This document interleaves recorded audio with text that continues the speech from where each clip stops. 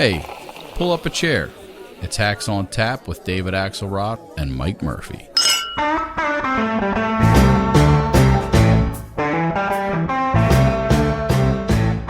Hello, Hackeroos. It is that time, that sacred time. It's Hacksgiving. We're continuing our multi-year trend of lame sound effects here, but welcome, happy Thanksgiving. I am Jive Turkey Mike Murphy, my old 70s radio disc jockey name, and with me is the Pilgrim himself, Mr. Johnny Heilemann. Hey, man.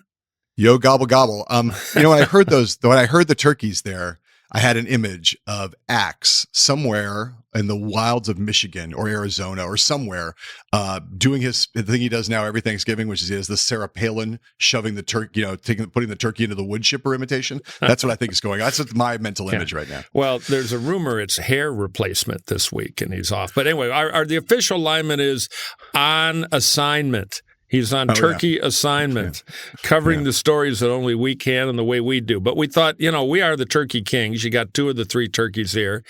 And there's a lot to talk about. So we're going to do a little Minnesode here. Now I want to just take a moment, though, to dispel the rumors, and I know you've heard them, Johnny, too, that we're only doing the Thanksgiving episode because normally we take this week off because we've already sold advertising time and we'd have to refund the $185. That is a filthy lie. I don't know where it got started. We're here because we love you people. It's a filthy lie. It's the biggest lie I've ever heard. Biggest liars, fake news. Fake news, enemies of the people, enemies of the turkeys, whatever. It's a terrific show, terrific, the best. People say to me all the time, it's fantastic. Okay, enough of our lame Trump imitations. What to start with? I think we probably have to start looking at the stock market this morning with the most beautiful word in the English language. I've contemplated this question for a long time. Like as a writer, Mike, I think about it. Like I consult the dictionary, I consult the thesaurus. Right. I wonder. You're a man of language, right? I am a man of language. Words, as Hillary Clinton once said about Barack Obama, just words. I thought about it for a long time. And then I was listening to Joe Rogan when he did that long interview with Trump, a lot of words in there too. And Trump helpfully provided us all with certainly what he thinks is the most beautiful, glorious word in the English language. Let's just take a listen to that. It has some implications for what's going on today. To me, the most beautiful word, and I've said this for the last couple of weeks, in the dictionary today, is the word tariff. It's more beautiful than love. It's more beautiful than anything. It's the most beautiful word.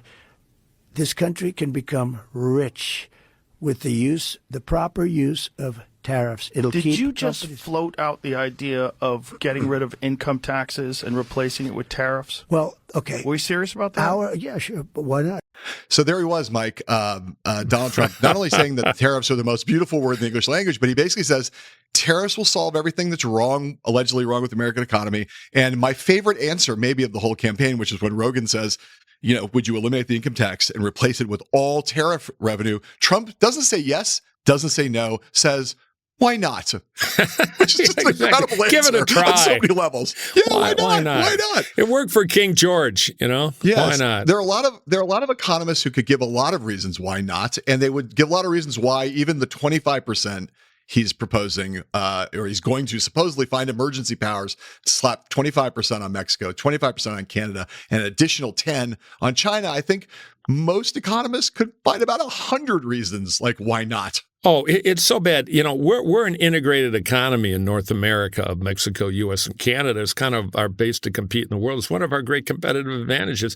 You just look at the automotive stocks today. He managed to take a few billion off them because your car is probably partially built in Mexico, designed and components at least sometimes fully built in the U.S. and in Canada. I remember when Barack Obama, the White House press leaked he had a Chrysler 300, kind of a cool, sassy car. Nobody figured out the thing was built in Windsor, Ontario. It's integrated, and this throws a huge monkey wrench into the whole machinery for everything, the raw materials, way beyond just the auto industry. It is moronomics. The other thing about it, Mike, is that, this has been pointed out before, but it has to be pointed out again. Trump constantly says, and I know why. I'll throw this to you as the hack, I'll propose the counter. If he was telling the truth, what Trump would have to say is, we are going to punish these countries we don't like by raising the prices of their goods in America so Americans will buy fewer of them, less of them, right? That's how tariffs work. Right. And consumers pay more. Consumers pay more, It's a right? tax. So they either buy less, or it's a tax.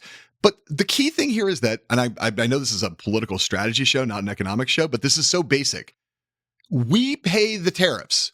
We cannot, there's no slapping a tariff on China in China. American law doesn't work in China or Canada or Mexico. Right. It's not like he's going and like putting a tax on, like somehow delivering a bill to the Mexican branch of Toyota. He's the only people we have control over are people within the United States. Our laws are domestic. So he really is just basically saying, I'm going to punish our foreign competitors by making Americans pay more for this good. And of course, that wouldn't necessarily. I can't imagine even you, with all your skill, could make an ad where I'm gonna raise your prices by 25%. Would be a winning message. Well, I couldn't afford the editing equipment to make the ad because, of course, I'm going to be paying a massive tariff. Hey, kids, those laptops, those Apples going straight up, and they're retaliatory tariffs. Occasionally you have little mini tariff squabbles.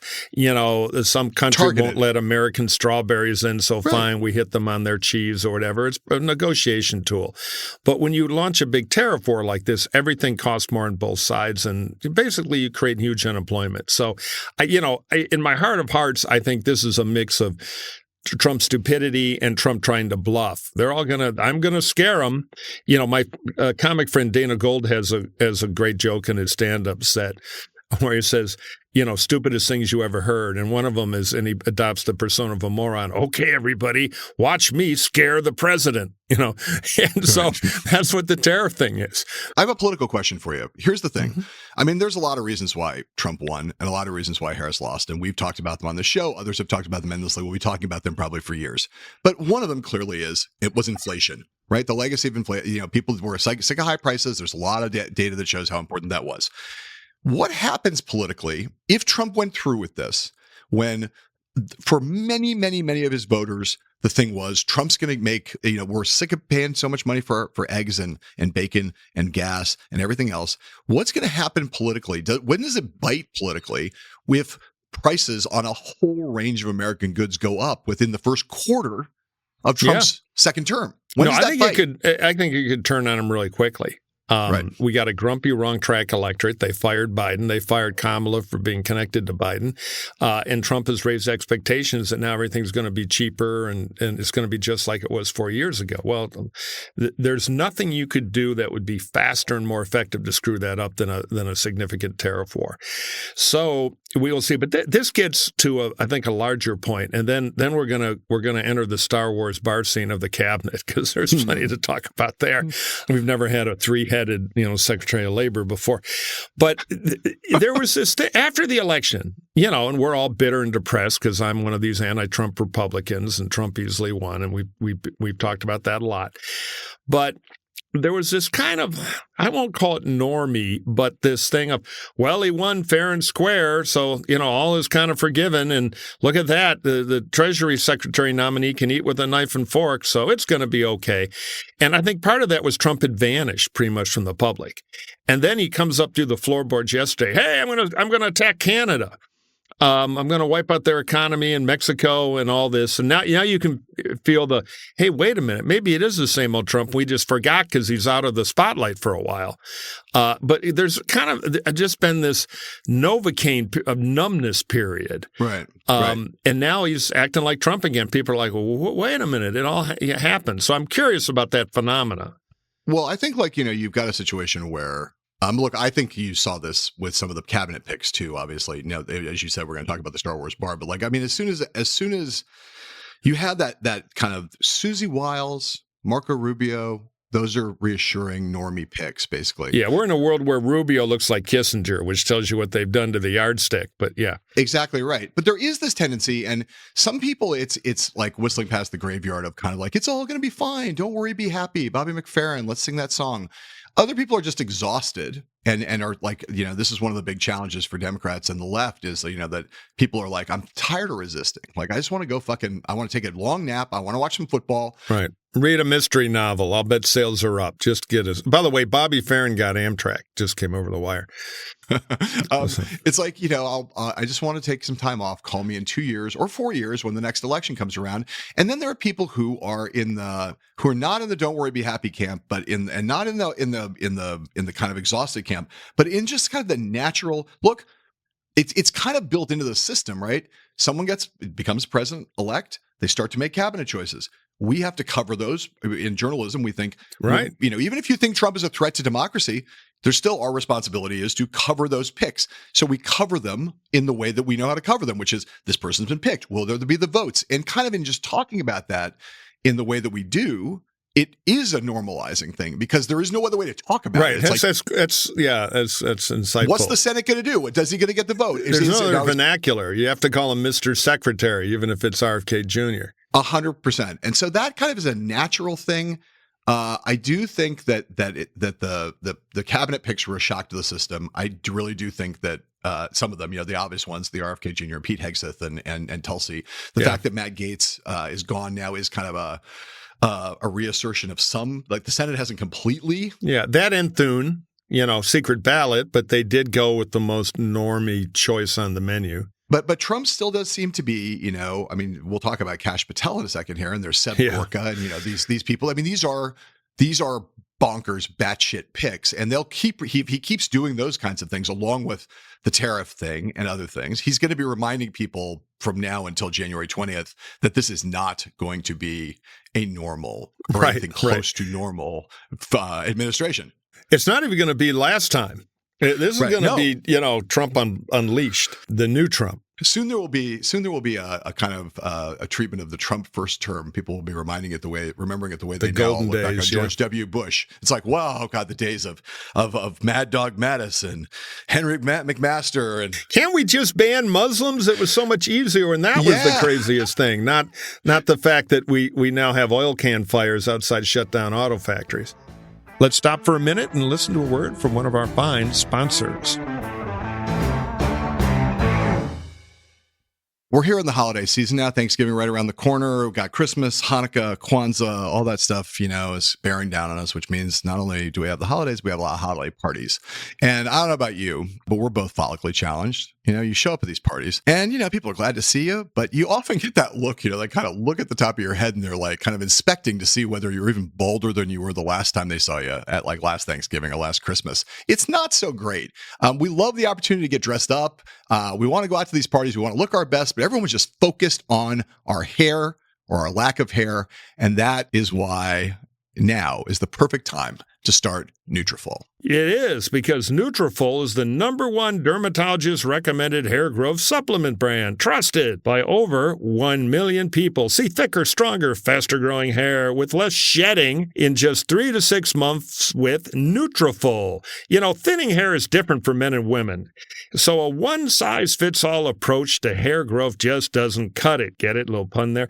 Nutrafol has multiple formulas for men and women that are tailored to different life stages, such as postpartum or menopause, and lifestyle factors, such as this does not apply to me, a plant-based lifestyle, so you can get just what you need. Well, I'm hoping that postpartum and menopause don't apply to you either, Mike. But look, with the Nutrafol subscription, building a hair growth routine is simple. You purchase online, no prescription required, automated deliveries and free shipping keep you on track. Plus, you can save up to 20%, and you'll have access to free naturopathic doctor consults, and a Headspace membership is included. So we all know the cold, dry air of winter can be unforgiving, but your hair doesn't have to suffer. For a limited time, Nutrafol is offering our listeners $10 off your first month's subscription and free shipping when you go to Nutrafol.com and enter the promo code HACKS. Johnny, can you spell Nutrafol? Oh, I sure can. Nutrafol, here we go. It's Nutrafol.com. Promo code HACKS. That's HACKS. That's Nutrafol.com. Promo code HACKS. Find out why over 4,500 healthcare professionals and stylists recommend Nutrafol for healthier hair. Go to that website, Nutrafol.com. Use the promo code HACKS and you will understand all of the benefits of this incredible product. Nutrafol.com, promo code HACKS.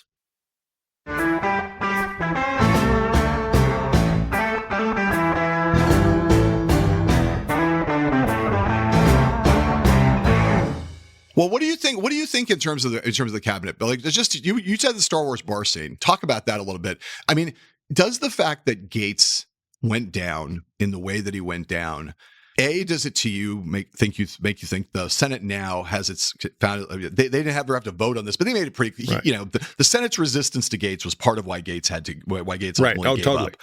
Do they now feel, well, we got that one without even having to really vote on it? Now we can go after Hegseth or go after Tulsi, and who is it if they go after someone? My question has always been, how many of them can they stop? Because he's trying to swarm a bunch through.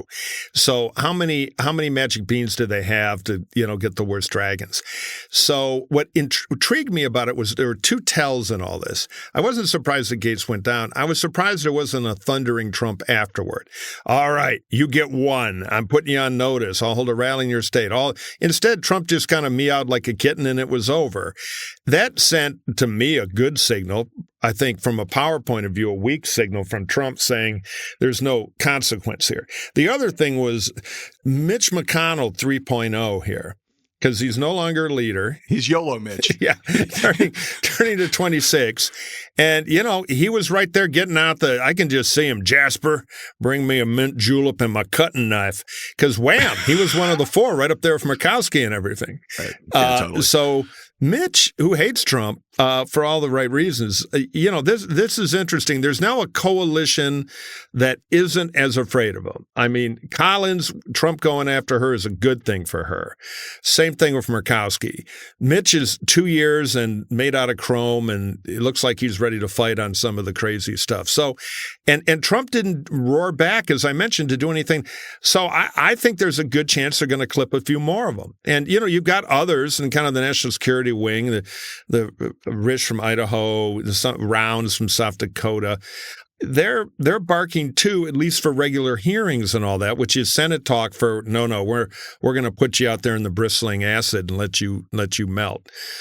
So hopeful signs, but even if they kill those, it means the win here is the really crazies or the really dangerous, flashy ones go, and the mediocrity and a few dangerous ideologues stay, like OMB, where VOD or vote or whatever his name is means business, and that's powerful agency. Right. Here's you think about there is this constituency, and McConnell is obviously part of this, on national security that is either traditional hawks or neoconish hawks or whatever, who I think are appalled by Hegseth and Tulsi. Completely. I think in some ways, like, look, I think neither one of them is qualified for the job. I think both of them deserve to be taken out. But I do think either unqualified or potentially insidious in Tulsi's case. Yeah, particularly with her. Pete Hegseth is so wildly unqualified to run a thing as big as the Pentagon. I have a feeling that, like, in a way, the DNI is one of these jobs that the intelligence people care a lot about it, but normal Americans don't get what that is. I think a lot of normal Americans do understand that the Pentagon and the Defense Department is a big deal. And I think it's maybe easier to go after. If I had to guess, I would think that it would be easier for those that faction in the Senate, Republican senators, to focus on Hegseth than to focus on Gabbard, because it is just so much more of a high profile and more legible job to a lot of Americans. Like, no, I think you're right about that. 2.8 million employees. We understand that bombs, bullets, nuclear chain of command, like all of that stuff makes sense to people. DNI is a coordinating job where you sit at the center of all the other. Right. What is that? The Coast Guard? Yeah. I Totally. agree. The other thing about DNI, the Director of National Intelligence, was created to better integrate all our our intelligence agency, of which we have many, that kind of were like cats that wouldn't march, and it was part of the post 9/11 stuff. I think because, CIA used to be cabinet level. Now it's under DNI, and there's still institutional fractures about all that. If she becomes DNI, none of the subordinate agencies are going to trust her. And she'll get isolated there. Nor Five Eyes, nor the allies. Right. No, exactly. All the people we share a lot with. So it'll become island DNI, I think, in the biggest bureaucratic war of all time. Because there are a whole lot of career people who make great sacrifices to work in those agencies, and they're not going to trust her. I wouldn't. It's going to be a mess. I was just going to ask you about one other category of thing here, because the Bobby Kennedy Jr. thing is another question. Yeah. But here's when you said Star Wars bar, I immediately thought Seb Gorka and Kash Patel. Now, Seb Gorka is going to be inside the White House. That's not Senate confirmable. We don't know where Kash Patel is going to go, but there's been a lot of talk about some senior job either at CIA or FBI. And I got to say, of all these people, the one who's been most someone who has actually had a senior government position previously, Kash Patel did. He's been most vocal over the last couple of years in speaking openly about like retribution against journalists, against the deep state, against, the people who've gone after Trump, the prosecutors who have tried to prosecute him. And he and Bannon have said some incredible things on the air about this. And some of you can say, who cares about Steve Bannon? He's got a podcast. What's the difference? But Kash Patel might be at the CIA, at a senior level of the CIA or a senior level of the FBI. Here's this thing he said not that long before the election, where he was talking about what he would do to the FBI if he were running it. And the biggest problem the FBI has come out of its intel shops. I'd break that component out of it. I'd shut down the FBI Hoover building on day one and reopening the next day as a museum of the deep state. And I'd take the 7,000 employees that work in that building and send them across America to chase down criminals. Go be cops. You're cops. Go be cops. Go chase down murderers and drug dealers and violent offenders. What do you need 7,000 people there for? Same thing with DOJ. What are all these people doing here? Looking for their next government promotion, looking for their next fancy government title, looking for their parachute out of government. So while you're bringing in the right people, you also have to shrink government. So there it is. Mike, what do you think about the idea of shutting down the Hoover building and turning it into a museum of the deep state? Yeah, no. That to me is the scariest part of all this. Not the buffoons, right, but the ideologues who have some idea how government works, who have madcap ideas they've been keeping in their secret Franco room in the basement. And now they're toddlers with machine guns, but they have some competence. And they believe this stuff. The OMB guy, I'm sorry, I think it's James, it's either vote or rot. It is an experienced bureaucrat, worked on the Hill and everything, and is, let's just say, has a lot of cataracts about what America is. And OMB is very powerful. They're the super bureaucracy behind the bureaucracy. And a guy like Patel inside wherever, I think Radcliffe and some of the national security people who are a little more normie in the Trump world, who got CIA, which they could have done worse. I mean, again, this is the theme of the times. Yeah. Could have done worse, I guess. Did Mussolini have a kid? Where is he? Yes. It's very troubling because they're due some danger. Now, I am of the theory that Trump wins. And you know how journalism works. There has to be a genius hero. So now Trump is the genius hero. It might not just be fire Biden over the price of bananas. So now Trump's going to come in with this superstar team of villains. I think it might be a superstar team of squabbling incompetence. And the whole thing could collapse, particularly if Trump starts real economic pain quickly through his addled incompetence. So this thing could crack up faster than people think, but you have to plan for the downside scenario, which is they hold it together and some of these people ply their trade, so to speak. I mean, we haven't even gotten to the mass deportation stuff. I mean, you can go down every agency, although I go back to 1995 on abolishing Department of Education because it really doesn't do anything federally. You could block grant all that money. But, that used to be the wild idea. Now that's the soft idea among this crowd. You also, Elon, don't save any money getting rid of DOE. I don't of all the things to worry about right now. And again, all due respect to the DOE, people who work at DOE. We should say Department of Education. I guess DOE is energy. So we're screwing up. The Department of Education, very dedicated public servants trying to make schools better in America. But the truth is we control schools at the local and state level. Right. Exactly. I've had two friends who had that job and they're both like, doesn't do a lot. It's not like the DOE. It's not like the Department of Education decides like what the curriculum is going to be in your child's high school. Okay. That's not how it works. And thank God for that. Yes. Thank God for that. Well, I'm not sure that I've seen a really good set of bureaucrats who are good at making those decisions at any level, but that's not the problem. The thing of the weaponization of the Justice Department, because they have so much power, if you get a bunch of ideologues at the Justice Department and in the intelligence communities, people who have the ability to spy on you, people who have the ability to get into your tax records, people who have the ability to, if you want to mete out punishment, those are very dangerous agencies that can do a lot of terrible shit. And to hear people saying things, the mayor of Denver yesterday, Mike, I think you raised mass deportation. I don't want to go off on a huge tangent about this, but I think you and I agree. The politics of trying to carry this out beyond, it's connected to the substance and the reality of it. But if you try to carry it out on a large scale, the political risks are enormous. And then you hear the mayor of Denver say, I'm not going to take part in this. Right. Oh, the whole state of any blue state, same deal. And you hear the Trump people say, fine, well, then we'll just arrest you. And it's loose talk, will they ever try to go through with it? It is loose talk, and they may never try to go through with it. But just the idea that that's their mind frame going in, which is like to start they're very casually tossing around the kind of terminology that I totally agree. I'm like broken records. It's the kind of language that you hear and you can easily kind of laugh it off. Well, they'll never do that. And you're like, I don't know. Well, the problem is if you start, so the FBI, I was talking to somebody from a totalitarian government once, one of their wine and cheese, drinking one of your clients types. No. That would be, what was that lobbyist in D.C. who had all the retrobates around the world? They posted a great story. Paul Manafort? No, he made Manafort look like Mother Goose. What was his name? He literally had it was like von Kloberg. He had, of course, a von in his name. Anyway, and I was joking about how totalitarian regimes work, and one of the things that is a feature is plainclothes national police who can go arrest anybody, anywhere, and don't wear a uniform. It's the Stasi. Right, but he would, yes, like your FBI, because we do have a plainclothes national federal police. Right. Now, we keep it under very tight wraps, and it has I believe, a very good culture.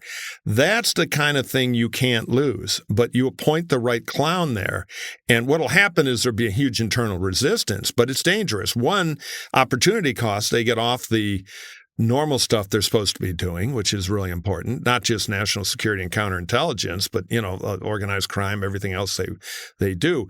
But you don't want to corrupt that culture because on paper, they have a lot of power. And so the idea of a bad rogue Justice Department, or at least bad rogue leadership, again, I think the rank and file would revolt. It is very, very scary with the FBI being right in the middle of that. And of course, Trump, who take every bad hardball instinct, we're going to get mail for this, but I'll say it, that Bobby Kennedy has, and put it on crazy steroids and try to use the FBI as a personal get-even thing. And Nixon had a whiff of this too. And then you get into the world of tax audits and all that. It's really bad. So it's really bad. It's really potentially bad. And it's the thing we really have to keep an eye on. We'll be right back with Hacks on Tap. As a man who understands the value of sleep, someone who for a long period of time had not had really a good night's sleep since like the mid-1980s, I suddenly realized I needed to get more sleep. I had a hard time settling into that routine. And the thing that helped me most to get back on some kind of a decent sleep schedule was the Helix mattress. And I am saying, man, I did not think I could be this comfortable. I did not think I could feel as good. I didn't think I could not get such a good night's sleep, having had so much difficulty with it for so long. But Helix solved my problems. Once I got a Helix mattress, I was like, Valhalla, baby. And now you hear this energy level I'm bringing to the show and to this ad. That's due to Helix mattress. Yeah, you and Axelrod are fanatics for this thing. And I'll tell you, our young daughter was waking up in the middle of the night and coming in, knocking on the door, which means I'm waking up. My wife is waking up. Everybody's waking up. So I finally took a little of the Axelrod sauce last year and we got the Helix Kid mattress and it works. She loves it. It's incredible. So this thing works. I mean, Axe is a tough sale, but you go to a cocktail party and you say, gee, what do you think the future of the Democratic Party is? And he won't shut up about the Helix mattress. Drives people crazy. Right. There is a incredible offer now. By the way, you go on the Helix site, they kind of dial in the mattress. They have a lot of cool tech to make sure you get a good mattress for you. For your sleeping style, for your body type, for all of these things. You basically are making a custom mattress for your body, and that makes all the difference because a lot of times the mattress sucks. It's just uncomfortable. On a best occasion, you're like, I don't really notice my mattress. The Helix mattress, when it's designed custom for you, you like or wake up the next day and go, oh, thank you, Helix. Yes, thank you. Thank you, Helix. All right. So guess what? We have an incredible offer for you, Hackeroos. But first, if you're on a Helix mattress right now, wake up and listen. You might want another one. You can get 25% off site-wide plus 2 free Dream pillows. They're great, they're comfortable, and they don't have political opinions either. All of this, 2 free Dream pillows with any mattress purchase. And don't miss out on the free bedding bundle, which includes 2 of those Dream pillows Mike was just talking about, a sheet set, and a mattress protector when you order a Luxe or Elite mattress. So make sure as soon as this ad is over, you go and visit Helix Sleep. That's all one word, HELIX sleep.com/hacks to find your perfect mattress today. HelixSleep.com/hacks. Take the quiz, get the mattress. Easy as that.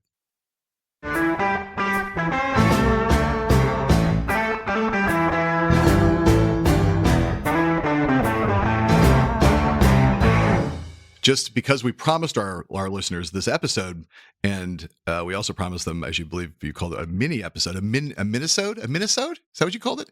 Minnesota, one of our top-rated states. Right, a mini-sode for Minnesota. We want to turn the corner here, I think, and address our last topic, which is relates to the other side of the aisle. The Democrats. As we head into Thanksgiving, Mike, how do you think the loyal opposition is looking right now? It's got a DNC election's going to happen after the first of the year, but we're starting to see who the contestants are there. Well, I understand they've called in the wake of the defeat, they've called the entire Democratic apparatus together, and they're having a mass. They're all coming together to make dream catchers. So we're getting ready to really pivot and get out of the woke stuff, and we're going to teach everybody a lesson. The DNC fight so far is uninspiring. From my point of view, as somebody who would like to stop Trumpism, then I can go back to being a Republican again, I hope. Rahm Emanuel's obvious, but instead you got a whole bunch of Tier B candidates jumping out, which is proof, one, that old politicians, the Martin O'Malleys of the world, don't lose their ambition. And by the way, don't mention The Wire to him. Apparently he goes crazy, which of course is, the best pop art to come out of Maryland in 50 years. Well, it's not a super flattering portrayal of him, and his doppelganger in that is not a super flattering thing. I understand it. Well, yeah, but he thinks it's about him. I think maybe you're not that big, Martin. But anyway, not inspiring. You got Max Rose, who's kind of interesting. He served 1 term in Congress from a Republican district he captured through sheer grit. Afghanistan war veteran, kind of an interesting character, but a 1-term member of Congress who lost 2 comeback attempts. Doesn't strike me as a super home run hitter, although I think his instincts are pretty good in politics. And then there's the committee person from somewhere running. So, considering we're looking for a General Marshall or General Patton here, and I'm seeing a lot of buck privates other than Emanuel, and apparently there's a limited groundswell for him, which is a bad tell. I think the other thing to worry about is historically, the odds with this narrow margin the odds have in the House, the odds that the Democrats can take it back in the midterms in 2 years and get the checkbook are really high.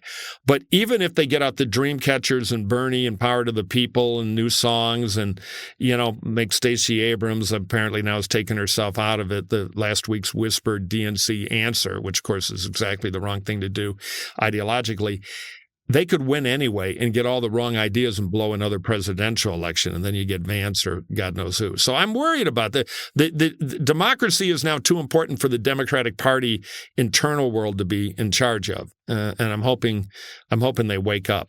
Well, listen, here's going to be my controversial take for the day. I don't really give a shit. I think that the chairwoman, chairperson of the DNC is there's never been a time when the party chairmanship has mattered less. It's our politics. The Democratic Party is now more or less democratic institution in the sense that we don't have the old smoke-filled back rooms. Alas. The funding of the party has now been privatized. I think that who heads the DCCC, the Democratic Congressional Campaign Committee? Well, that's the point. Yeah. That matters a lot. I think who runs the Democratic Senatorial Campaign Committee matters a lot. I think that the chairmanship of the party or chairwomanship, chairpersonship, whatever, I think has never been less relevant now. I do think I understand. I love Rahm. No. Let me Rahm. just interrupt for a sec because I just want to answer that, and then you can talk about Rahm. Go ahead. I'm going to buck for a job in the Rubio State Department here by saying I agree and disagree at the same time. Oh, very good. Which is, when I say DNC, I mean a party supremo. I mean D-Trip. Yeah. I tried to talk Axelrod into making a run for the D-Trip. That didn't work. And the senatorial committee is less important because the map is so bad, but it's still really important. So I want one generalissimo in charge of all their party committees to do the midterm election. So I fundamentally agree. Organizationally, if you get a knucklehead at DNC, you can go around that and just have the D-Trip be the island of sanity, but they need to up all that game tremendously, and that's what I'm not seeing, at least yet. I agree. And look, here's the thing, though. I mean, in a period when you don't have the White House, the Senate, or the House, again, this is kind of old think. It's like, well, yeah, nobody's in charge. Nobody's in charge, and then in the old days, we would say, well, who's going to go on the shows? It's like, and nobody gives a shit about the shows anymore. But you would be like, oh, the DNC chair at this moment in a vacuum would become the spokesman for the party, would go on Meet the Press, and would make it. Gonna make news on meat, right? Right, and now that's kind of a bygone day. I will say I love Rahm, and I think Rahm's been a great leader for the party. And I'm progressives don't like him. I don't care. I think Rahm is really smart and always has been really smart and has a good vision for the party. I do think that I understand when there are people in the Democratic Party who look back on that period when it was, hey, our leadership is Nancy Pelosi, Steny Hoyer, Jim Clyburn, Joe Biden, and everyone's over 80, and like Chuck Schumer in his mid-70s as the spring chicken. That still is the odor around Democrats. Old, and again, we are old white guys, you and me, but I can understand why some people in the party think maybe someone a little like not quite as old as Rahm, maybe not an old white guy. Oh yeah, I get it. Maybe someone who's in the right place ideologically, Mike. If you could find somebody, like if there was someone like Jared Polis, who I'm not going to take this job, but someone who's a little bit younger in the right place ideologically to try to do what the party really needs to get done ideologically, but who seems a little bit more in touch with the median voter in terms of like where he sits on the age continuum. Yeah, my thing is I want one campaign supremo with a big gun to put at heads to bring order, to get the army whipped together to maximize. There's the larger question of what they stand for and everything else. And so, there's the optical. I don't care who's on meat. Right. Who's on the meat? Who's on the meat? Who's on the meat? Who's on the there shows? Still is Meet the Press. But I do care a lot about there being one general combined forces who knows what to do, and that's Rahm Emanuel, in my view. Time to pay the meter, but we will be right back. Now, let's hear from our sponsor.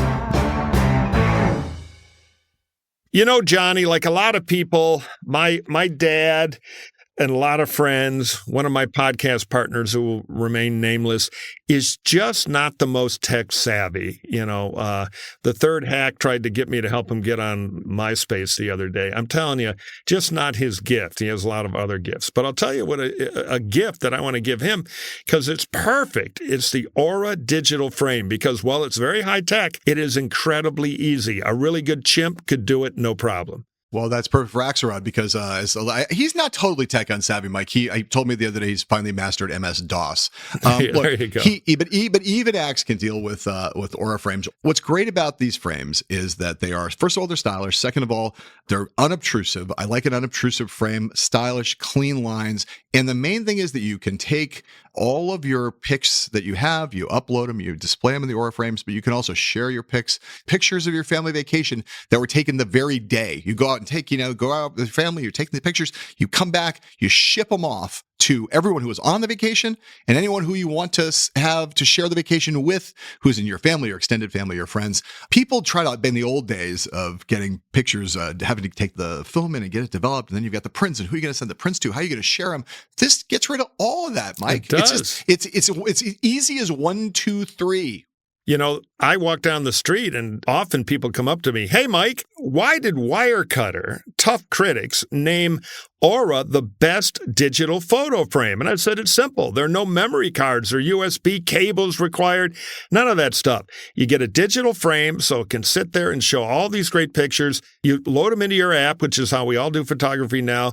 You push a couple of buttons and shebang, you got this automatic picture frame for the people you love, putting the pictures in there that you want with no tech hassle at all. It is so simple, so cool. And if you get sick of the pictures, sometimes happens, you frame a picture, you look up and then you decide, actually, I don't like that guy or whatever. I've seen enough of that grandchild. I want to, to replace him with a new grandchild, whatever, just to push a button, hit it on the app, change them out. You can rotate those pictures on the frames. For a limited time, there's a great offer at auraframes.com. What is it? $45 off Aura's best-selling Carver matte frames. All you got to do is use the promo code HACKS at checkout. It's auraframes.com with the promo code HACKS, HACKS, HACKS. This is an exclusive Black Friday Cyber Monday deal. It's the best deal that they've done all year long. It's an incredible deal, $45 off, so don't miss out. Terms and conditions do apply.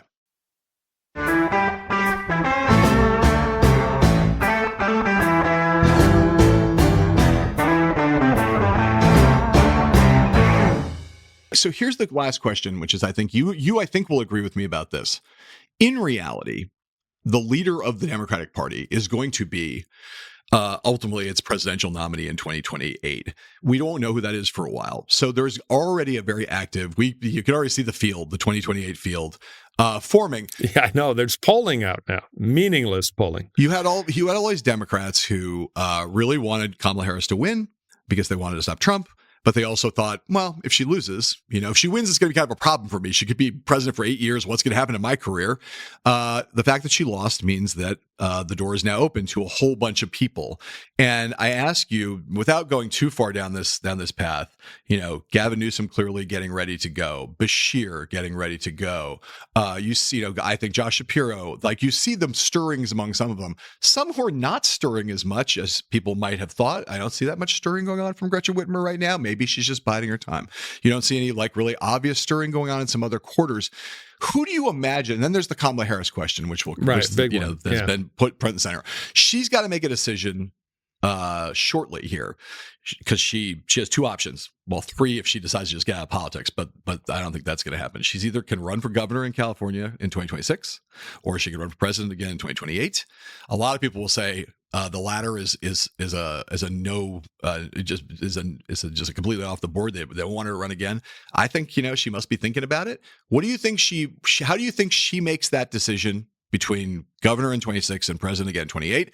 And what do you think of the broader question as you see the movements out there in the shadows, and sometimes not so much in the shadows, of various Democrats starting to get ready to gear up to run? Well, I'll start with what I think the rules of gravity are, which are the early thing, almost more important to think about than which candidate is going to the Lincoln Day in New Hampshire or the JJ Day or Indigenous Peoples Day or whatever they call it now on the Democratic side. The first law of gravity is nobody knows anything. The second law is early polls don't matter. They're all name ID. And then third law is vacuums get filled. So I think everybody's going to run. But maybe the most important law is you got to look, particularly in the Democratic side, at the primary calendar. And the Biden people got out the chainsaw and made a lot of changes. If you can put African Americans and white liberals together, you can probably get nominated. So you can't rule out Kamala. I think she's got a lot of candidate problems, and being a loser, it could be the Bob Dole scenario. You were vice president and you lost by a hair, then you run and you get 0 votes. So I think a lot will run. I would keep an eye on Whitmer. I keep an eye on Newsom, who's going to try the California savior thing, and he's out picking Trump fights, and he'll be good at that, and he has a base. He performs well on television. We could go down the whole list. I think a lot of them are going to run. They're really going to run in the preseason, so we're going to have this big midterm beauty contest of who's the best surrogate and who can claim the most credit. A bunch of them some of them will raise a bunch of money and do ads, and it's going to be the biggest midterm pre-presidential thing ever, particularly if Trump starts to implode implode and they can just taste the opportunity. So I don't see a commanding front runner, but boy, I would want to be able to attract African-American votes either by being a credible African-American candidate or having a special appeal, just based on the math of the new calendar, which is not as white liberal heavy. The Biden people literally designed this thing for a more Kamala-like candidate to do better before, he imploded. As far as the California governor thing, it's interesting. So, it's a country, really big. We're going to have an open seat. Gavin's going to be done. Yeah. And almost certainly running for president, which is not unimportant in this calculation. Right, not at all. He, I think, is totally zeroed in on that, and I think he's going to try to be the leader of the Trump opposition. He did kind of a cute thing the other day. He announced it was a mix of smart policy and craven politics. He said, well, since Trump wants to wipe out the auto industry and get rid of EVs by killing the $7,500 subsidy, I'm going to do one in California because, we're selling 1 out of 4 cars now as electric. And except not for Teslas, which of course is the only car company that manufactures in California. So even Elon blew his stack on Twitter over that. So what are the dynamics of the 26 race here? Well, first of all, we don't have traditional primaries. We're top 2. So everybody runs on one ballot and the top 2 finish. So you could get 2 Democrats in a new world that doesn't exist. You could have 2 Republicans. So generally it boils down to a 3-way dynamic. Yeah.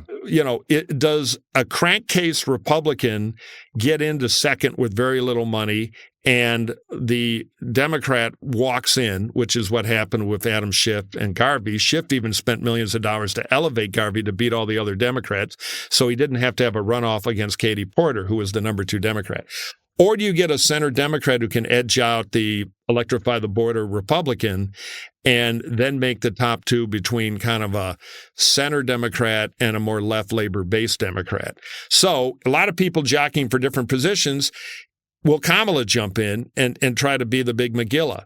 I don't know if her base, the early polls would say go Kamala, go, but I don't know if when other choices are on the menu, if she'll stay strong. She, very factionalized here. She's never been that popular with the bosses either in California. She doesn't get along with Karen Bass here, who's the mayor of L.A. So attractive, she'd be super credible, but I don't think it would be a complete cakewalk. Well, I don't know about a complete cakewalk. I'll just briefly say 2 things. One, the person who will definitely be voted would definitely be on her side, and probably, I could imagine some kind of in-kind contribution of like a vast amount of really expensive wine or other things. Gavin Newsom has got to be praying that she runs for governor, because the last thing Gavin Newsom needs is have a second California person running in the same primary with him for president in 2028. It's hard enough to get to become the Democratic nominee if you're conceived as a California liberal. Try to do it when you're running against the previous nominee, who's another California liberal. Gavin's got to be begging Harris to get in, and I think California native.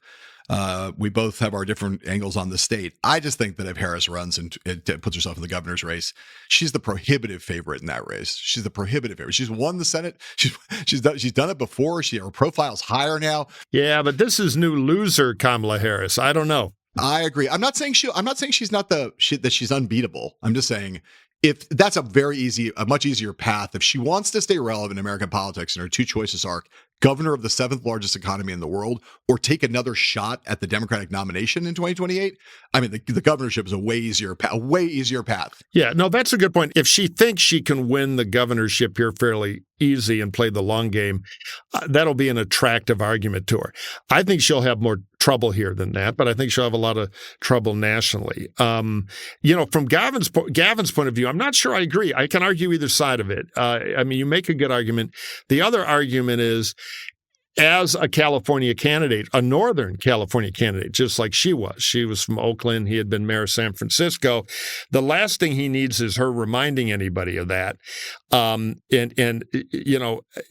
contrast between him, I'm future California, she's past California in a presidential race. She might fizzle. Their bases don't overlap much, and we're not a primary state. We don't matter. So you kind of got to think of it from the foil point of view, what's better for him. I think he wishes she'd go take over the Rockefeller Foundation or something and go away, because he's got to shake that stigma of national Democrats saying, oh, you're kidding.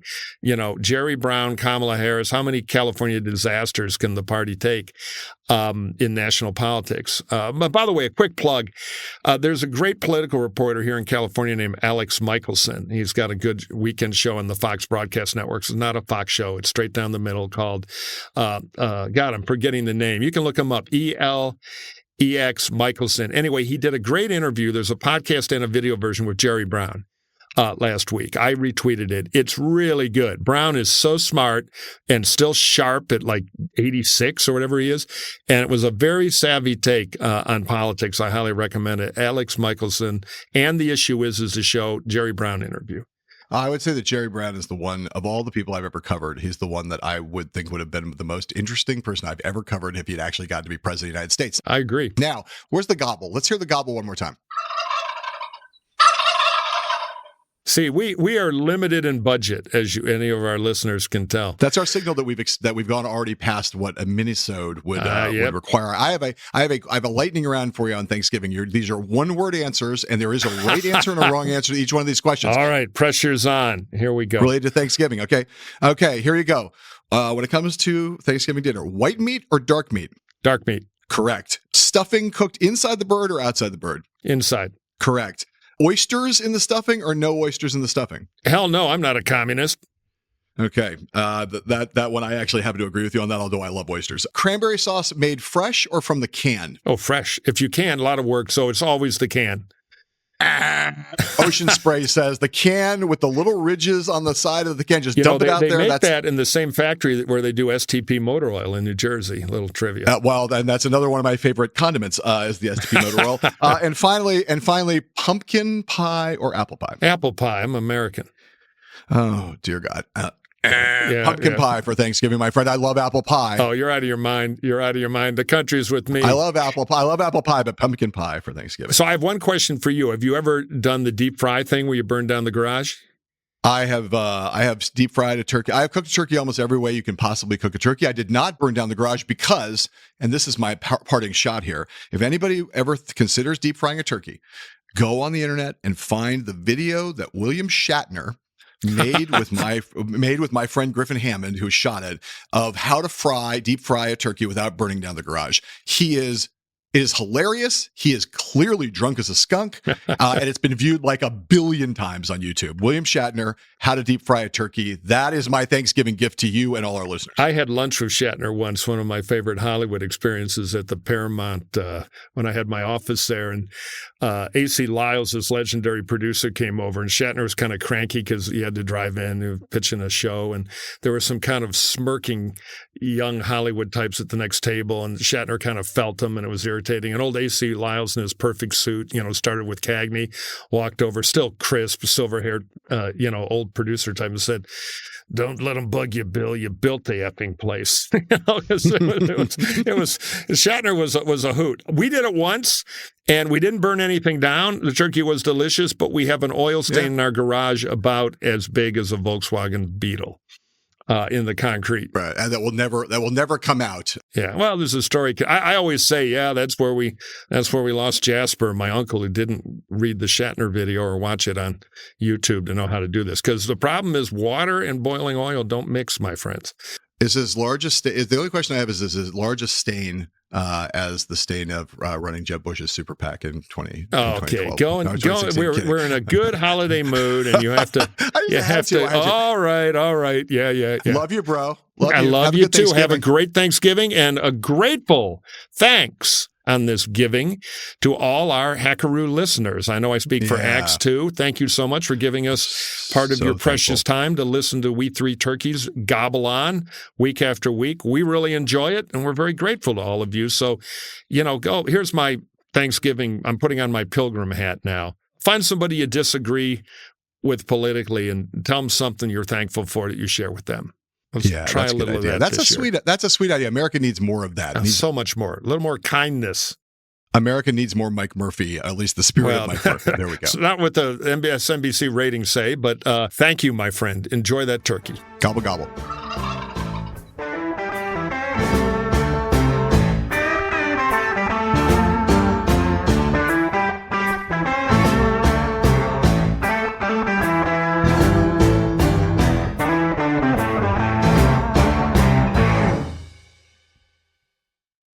At Audi Columbus, we have the perfect luxury vehicle for you. Our award-winning service ensures a premium experience when buying or maintaining your car. The car buying process is entirely digital, whether you're buying online or in-store. It's fast, easy, and transparent. During the 2024 Season of Audi event, get a 2024 Audi Q5 plug-in hybrid for 0.99% for up to 60 months. Located by the airport, you can easily drop by or explore our offerings at AudiColumbus.com. Discover the service that sets us apart. Come see why it's better to buy at Buyers. See dealer for details.